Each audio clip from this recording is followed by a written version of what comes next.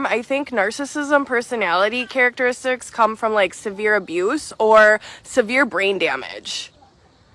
And so, yeah, we're dealing with extreme amygdala damage in people who are like more worried about the $20,000 it's going to cost to fix their house than all their kids dying inside of it. Yeah, that's brain damage if you think money is more important than your kids' lives at this point. And you're obviously very, very sick to feel that way. That's not normal. If you're not prioritizing the health of your family above all else, I don't know what you're doing in your life, because it's not caring and taking care of your family. And this is the biggest problem that I personally see with DNRS, because I have had this fight with my family for the last, I don't even know how long at this point. And so many times I've been told, go on medication, Keely. This is obviously a you problem. You are just too sensitive. Well, you should just go live in a tent or in an RV because you could never live in a house. You're just too sensitive. You know what? I wasn't too sensitive. My house was surrounded by mold and no one knew because it was under the coil below the siding. And I wasn't too sensitive. My immune system was going crazy. And that is the same for so many people here who do not know it because the remediation companies don't fully understand this. Your testing companies do not fully understand this. Unless you have walked the line of almost dying from mold hypersensitivity and then coming back the other side, you don't fully understand what it's like. And these cash pay doctors who are raping and robbing their patients, they don't understand what it's like either. If you've had a remediation or some general test and it looks like okay, they don't know how to screen to dig deeper for cross-contamination exposure, residual exposure, remediation failures, testing failures, because that's where you have to deep dive for answers into this. They just say, oh, you know what? Maybe you're just a highly sensitive person. Yeah, you're probably just a highly oh, you know what? You probably have fibromyalgia and Parkinson's and GI disorders and SIBO and Candida. But that's different from the mold because you took binders. No, it's not. And if you allow people to tell you that it is, like, good luck getting on top of your health. These issues are all connected. Chinese medicine does an amazing job of explaining how all these symptoms are connected, and maybe that's why it was easier for me to see it. The doctors who don't understand how all of this can work into the fact that you are still sick, they'll turn around and they'll recommend like DNRS. I'm not saying no calming benefit is derived from DNRS or the Wim Hof method or whatever biohacking skills that you want to try to use to hack neuroplasticity to calm your nervous system. But we just did an interview with a doctor who said, yeah, even in DNRS, all the lab values still spike. So the damage to the body is still happening. And instead of the doctor being like, oh yeah, maybe we shouldn't do DNRS because this is like a false sense of security for the body while all the lab values are still spiking, they're like, oh, well, it's still helpful. It's like mind blindness and not being able to see, like, it's actually not still helpful if the patient feels calm, but their labs are still spiking because they're still sick. It's actually tricking the body into thinking it's safe when it's not, where your natural reactions would be protecting you because you would feel like something was wrong and you would act on it. And then if you are still reacting, they just say that you're stressed or that you're highly sensitive. And you know what? If you feel like you still have a problem in your house or you feel like the remediation wasn't complete, your doctor just recommending DNRS just backed up your family on not helping you figure it out.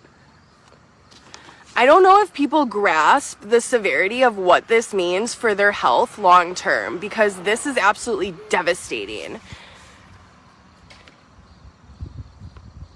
And I'm so glad that I did not fall into the trap or the hands of these people. I didn't even know what DNRS was until I was like up to my neck in strategic mold avoidance, and I was already trusting my reactions, so no one had a chance to tell me anything. But I don't know, would they have gotten me? Would have convinced me that it was like an anxiety or a trauma? I mean, I've been through it in my life. I've seen trauma. I've woken up next to dead people. Like, I've seen trauma. That's not what's kept me sick. It's not. It's the mold. And when we have a lot of trauma in our past and someone tells us, well, you're still reacting this way because of trauma and you don't know better, it's really easy to believe that. And I think that I probably would have, because I did think for a long time I just had depression and anxiety from these exposures. And it was literally my brain responding to the exposures and my immune system. The problem here is that before people fully understood what mold was doing with everyone's immune system and brains, people leapt in to cash in on it. The mold is gold, right? Let's all profit off this. What can we do to make money off of this, right? And so all this information was hijacked by people who are like, oh, I know everything about that. Let me tell you, here, pay this bill and I'll work with you. I know all about that. But not any single one of them is advocating for this going mainstream, is connecting the emergence of mold hypersensitivity with the most famous unsolved syndrome in the United States. Because doing so would make this mainstream, which would bring it out of the cash pay doctor's hands. And we can't have that. Plus we have like pushback from the insurance industry. People are like advocating, oh, we just need insurance to understand. We just need new insurance laws. We just need insurance to cover this. Insurance stopped covering it because it was too expensive. So like you don't need to notify the insurance company of this problem. They're well aware and they don't want to pay for it. And it's like, I feel like people don't understand how deep this deception goes. And so they're like looking for hope and answers in people who are liars. This destroys families in so many ways. Not only in the way that I told you of like the sickest person not being invalidated and then not being able to serve as the warning for their family because they're believed, and it can work as like preventative measures so the rest of the family doesn't get as sick, but it also destroys like the fabric. If you are in any type of state of like any type of brain damage from this and showing any type of personality changes, which we all know that we exhibit personality changes, we're more angered, we're quicker tempered, we're confused, we're not clear, like these personality changes affect your relationships. They affect your relationships with your kids. They affect how you parent. They affect how you love. They affect how you interact. They affect the very fabric that weaves your family together and destroys and erodes the fabric of your family life. And I, for one, will not ever stand for that. You can destroy my family over my dead body. Come get me. Because this ain't it. So that's what exposing mold is trying to counter right now. We're trying to prevent further erosion.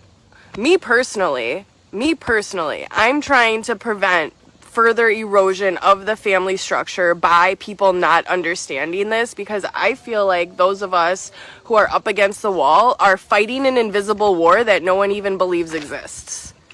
Like we're sitting here, we're being tortured. We're prisoners of war. We're sitting here and watching our family members being tortured, and we're being tortured ourselves, and we're watching our lives crumble right in front of our faces. So the whole point of exposing mold has always been to expose the truth in the remediation industry, expose the truth in the testing industry, expose the truth about DNRS, expose the truth about everything. And even Dr. Campbell gave us an endorsement live, and he said, we are the only organization providing honest, accurate information about mold hypersensitivity, because we are. Because everyone else is fine if people in their organization recommend DNRS to you. And we'll fight over this because we want people to get control of their health. We don't want you just swept under the rug. And we want people to get healthy and then come help us fight this fight. I don't know what it's going to take to make this go mainstream, but leaving this in the hands of the cash pay doctors isn't it. It's not it. And people are getting sick of getting ripped off without answers. And you know what? And people are starting to see through it. People are starting to see through the truth. If you are one of the people who are starting to see through all of the lies in the industry, consider becoming an Exposing Mold member. If you ever miss like a live class that we're doing, you can always review it in the membership portal.